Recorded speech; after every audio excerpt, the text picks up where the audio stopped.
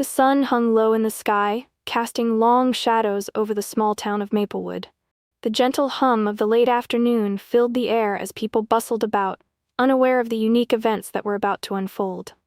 It was an ordinary Saturday, the kind of day when families gathered, friends caught up over coffee, and stories were shared over warm plates of comfort food. Inside the Maplewood diner, the atmosphere was lively. The clattering of dishes, the sizzling of burgers on the grill, and the chatter of patrons created a cozy yet vibrant ambiance. The walls were adorned with vintage photographs and memorabilia, each telling a story of the town's rich history. It was a place where everyone felt at home, a beloved establishment that had stood the test of time. At one of the booths sat a soldier, Private First Class Ethan Carter. Clad in his crisp camouflage uniform, he looked every bit the part of a devoted service member. His dark hair was neatly trimmed, and his posture conveyed a sense of pride and duty. Ethan had just returned from deployment overseas, and after months of being away, all he wanted was a hearty meal and a sense of normalcy. He had dreamed of this moment, the moment he could walk into his favorite diner, see familiar faces, and enjoy a meal without the weight of war on his shoulders. As he walked towards the counter, a wave of nostalgia washed over him. The smell of freshly brewed coffee and the sound of laughter instantly transported him back to simpler times. But as he approached the counter, a sudden chill filled the air, and an unexpected silence fell over the diner. "Excuse me, can I get a table for one?" Ethan asked, his voice steady yet warm. The waitress, a young woman named Emily, looked at him with wide eyes. Her smile faltered, and for a brief moment she hesitated. Ethan noticed the way she shifted uncomfortably, her gaze darting to the corner of the diner where a group of older patrons sat. They were whispering among themselves, their expressions hardened with disdain. I'm sorry, sir. We don't serve your kind here," Emily stammered, her voice barely above a whisper. Ethan's heart sank. He felt a wave of disbelief wash over him. "My kind?" he echoed, confusion etched across his face. The diners around him stiffened, sensing the tension in the air. Some turned their heads, pretending to mind their own business, while others openly stared, their expressions a mix of curiosity and discomfort. "Look, I just got back from deployment. I'm just trying to have a meal," Ethan said, his voice tinged with frustration. But Emily shook her head, her eyes filled with regret.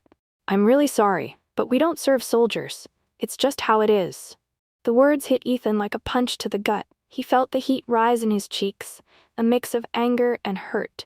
Behind him, whispers began to ripple through the diner. Some patrons looked sympathetic, others appeared to share the same sentiments as the waitress. "Is this a joke?" Ethan asked, his voice rising involuntarily. "I fought for this country. I'm just asking for a meal." Suddenly, an older man from the corner booth spoke up. "You think you can just waltz in here in that uniform and expect us to serve you? We have our reasons," he said, his voice dripping with scorn. Ethan's hands clenched into fists at his sides. "What reason could you possibly have? I'm just a soldier who wants to eat." "Your kind doesn't belong here," the man spat, his face twisted with disdain. A wave of whispers surged through the diner, and the tension reached a boiling point. Ethan looked around, his heart racing.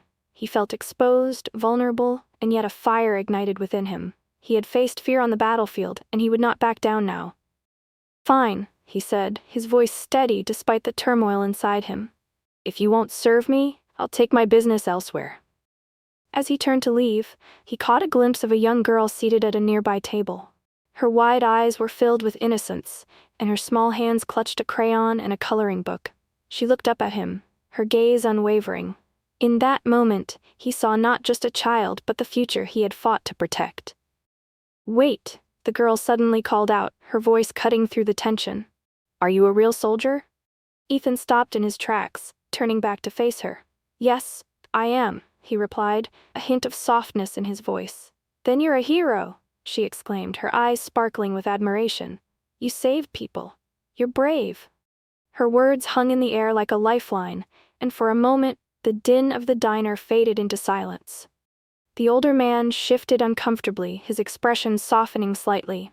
Other patrons exchanged glances, the weight of the moment settling over them. Ethan knelt down to the little girl's level. "Thank you, sweetheart, that means a lot to me," he said, his voice filled with sincerity. As he stood up, a woman from the far side of the diner stood up. Her face was lined with age, but her eyes shone with conviction. I don't know what's going on here, but I refuse to sit back and watch this man be treated like this. He deserves our respect. The room erupted into murmurs, and more people began to voice their agreement. That's right, one man shouted. He fought for us. He deserves a meal just like everyone else. Emily looked around, her expression torn. She had never expected the situation to escalate like this. The very people she had once served were now rising to defend a soldier she had denied. Ethan remained silent, allowing the tide of support to wash over him. He felt a mix of gratitude and disbelief. He had come to the diner for a simple meal, yet now he was the center of a storm, one he never asked for. Fine, Emily finally said, her voice shaking slightly. I'll serve him. It's just a meal after all. The tension in the diner slowly began to dissipate, and as the waitress rushed to the kitchen, Ethan felt a sense of relief mixed with lingering anger. He had fought for the very rights that people were now standing up for, yet he had never expected to face such resistance in his own hometown. Minutes later, Emily returned with a steaming plate of food and a cup of coffee. She placed it in front of Ethan, her eyes filled with regret. I'm really sorry for how I treated you earlier. It was wrong, she said softly. Ethan nodded, accepting her apology. He could see the sincerity in her eyes, and he appreciated her willingness to rectify the situation. As he took his first bite, the diner erupted into a round of applause. The patrons, now united in their support for the soldier, clapped and cheered, their voices echoing through the small establishment. Ethan couldn't help but smile. This was more than just a meal. It was a moment of solidarity, a reminder that kindness could overcome ignorance. As the clapping subsided, an older woman approached Ethan's table, her eyes shining with tears. Thank you for your service, young man, she said, her voice trembling. You're a hero to us all. Thank you, Ethan replied, his voice thick with emotion. I'm just doing my job. The woman shook her head. No, it's more than that. You've sacrificed so much for us. Don't ever forget that. Ethan felt his heart swell with pride and gratitude. In that moment, he realized that while he had faced adversity, he was also surrounded by people who recognized the value of his sacrifices. As the evening wore on, more patrons approached Ethan, each expressing their gratitude and admiration. He listened as they shared their own stories. Stories of family members who had served, of friends who had fought in wars, and of the impact that service members had on their lives. The diner, once filled with tension and animosity, transformed into a space of healing and support. Laughter replaced anger, and empathy replaced disdain. But as the night deepened, a shadow fell over the diner once more. A group of men entered, their laughter echoing through the space. They were loud and boisterous, and as they approached the counter, Ethan recognized the insignia on their jackets. They were members of a local motorcycle club, known for their rough demeanor and controversial reputation. The atmosphere shifted again, and Ethan felt a knot tighten in his stomach. He had seen these men before, and their presence was often met with unease. Hey, what's going on here? One of the men shouted, a smirk playing on his lips as he surveyed the scene. A soldier getting special treatment? Ethan's heart raced. The tension in the diner was palpable as eyes turned towards the new arrivals. He could feel the weight of their stares, the challenge that hung in the air. Yeah, he's getting the treatment he deserves, a woman shouted back, her voice filled with defiance. Looks like a bunch of snowflakes crying over a soldier, another man sneered, his tone dripping with contempt. What's next? A parade for him? Ethan stood up, his heart pounding in his chest.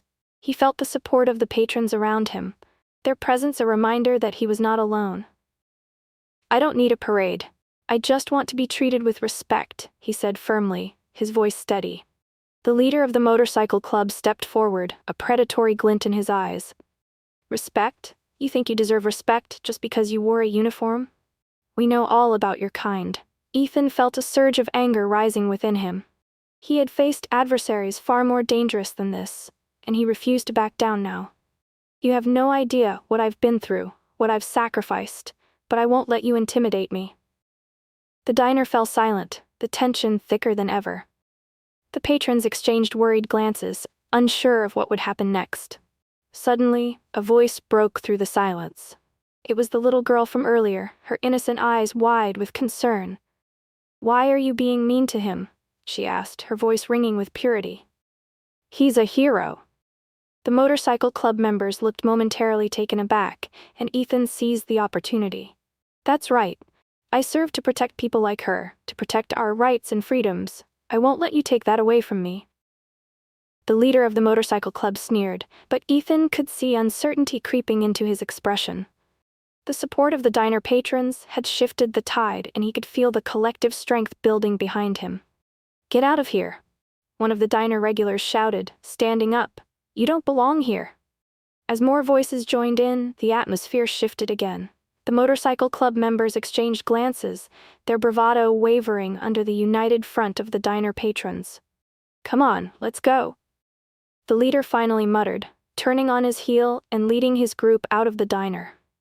The tension that had once filled the space dissipated, replaced by relief and camaraderie. The diner erupted into applause once more, and Ethan felt his heart swell.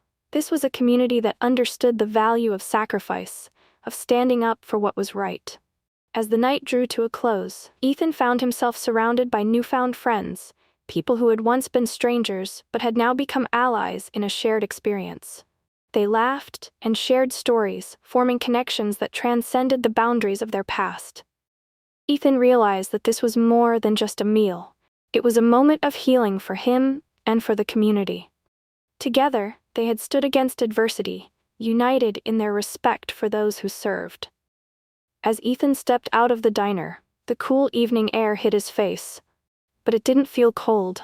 He paused for a moment, his feet rooted to the sidewalk, and turned back to look at the Maplewood diner. The warm golden glow of the diner's lights spilled out through the windows, casting a comforting halo in the night.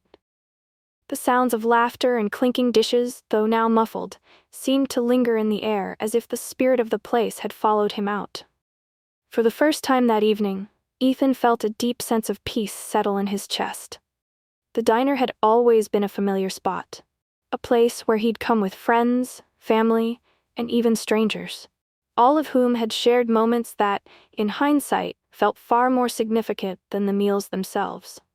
But tonight, it wasn't just about food or a place to rest. It had become something far more profound. The diner had transformed in front of his eyes. It had shifted from a simple eatery into a sanctuary of support, a place where strangers had rallied behind him, where unity and kindness had drowned out the bitterness of those who sought to tear him down. It was as if, in that very moment, the community he had always known had reminded him why he fought, why he had given so much of himself. Ethan took a deep breath, the memories of the night's events replaying in his mind, the echoes of applause, the faces of the patrons who had risen to his defense, the little girl's innocent words. They all filled him with a sense of something greater than himself. The weight of his service had always been heavy on his shoulders. The long months of deployment, the memories of battles fought and lives lost, had left scars that weren't always visible to others. But tonight, something inside him had shifted. The kindness of strangers had somehow healed a small part of those old wounds, reminding him that not everything he had given up had been in vain. As he began walking down the sidewalk, his steps felt lighter, as if the burden he had been carrying had been shared, even if just for a moment. The community he had fought to protect, his home, his people, had shown him their strength. They had reminded him that no matter how tough the journey, no matter how difficult the battle, there would always be places and people who would stand with him. Ethan knew, deep down, that the challenges he had faced weren't over. Life, in all its unpredictability, would continue to test him. But tonight, he carried with him something far more powerful than any uniform or weapon: the unshakable support of a community that had come together when it mattered most. And as he walked away from the diner, his heart a little fuller than it had been when he entered, he felt a renewed sense of purpose. It wasn't just about the battles on the battlefield, it was about the battles fought in everyday moments, the ones that built the strength of the people around him, and the ones that shaped the world he fought to protect. He would carry that strength with him, always. Hey everyone, I hope you enjoyed the story. If it touched you or made you think, I'd love for you to show your support. Don't forget to hit that subscribe button so you never miss an update. Give a like if you enjoyed the video, and leave a comment with your thoughts. I love reading your feedback. Also, feel free to share this with your friends and family so they can experience it too. Your support means the world and helps me keep creating these stories for you. Thanks so much, and I can't wait to share more with you soon.